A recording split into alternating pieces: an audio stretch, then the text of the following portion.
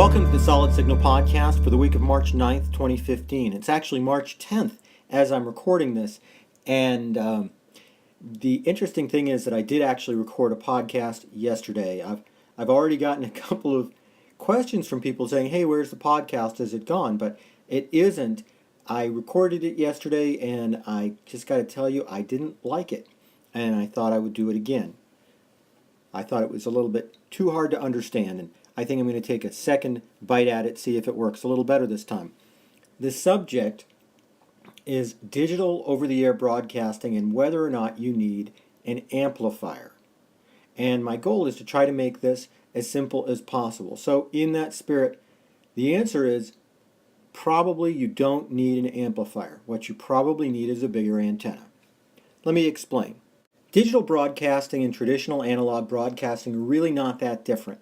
They both start with a carrier wave, and the way that the signal gets to you is by variations in that carrier wave. However, when you're talking about a digital signal, you're talking about essentially a computer file being sent in real time.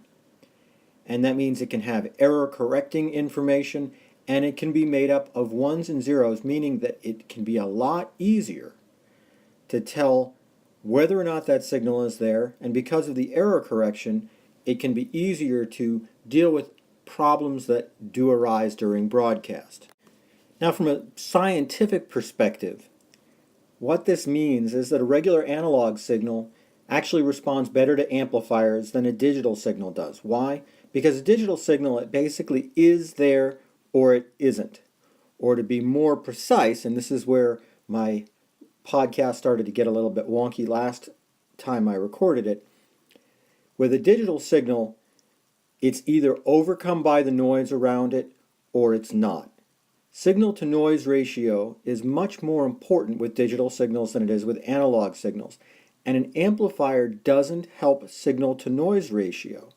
What it does is help how much signal is there, but it also amplifies the noise, so the signal-to-noise ratio stays the same. And this is why the antenna meters in many televisions won't show any difference if an amplifier is attached, because all they're reading is the signal-to-noise ratio, which doesn't change if you add an amplifier. Amplifiers used to be sort of your go-to accessory to try to get those deep fringe signals, but realistically they're of only limited use in getting digital signals and only in a very narrow area. I can't even tell you up front if an amplifier is going to work for your situation. What I can tell you is going to work is using a larger antenna, putting it up higher to avoid obstructions, and doing a better job aiming it. These are the things that I recommend if at all possible. I would recommend using a larger antenna instead of an amplified antenna if you have the ability to do so. I understand that some folks are in homeowners association neighborhoods and there's not a whole lot that can be done, and in that case an amplifier may have some benefit. Realistically though, a bigger antenna will beat an amplified antenna hands down every time. It's worth pointing out that some of the amplifiers used by our competitors actually add more noise, significantly more noise, and that means the signal-to-noise ratio gets worse, which means at the bottom line, in the end of the day, that an amplified antenna with a bad amplifier is actually worse than an antenna with no amplifier at all.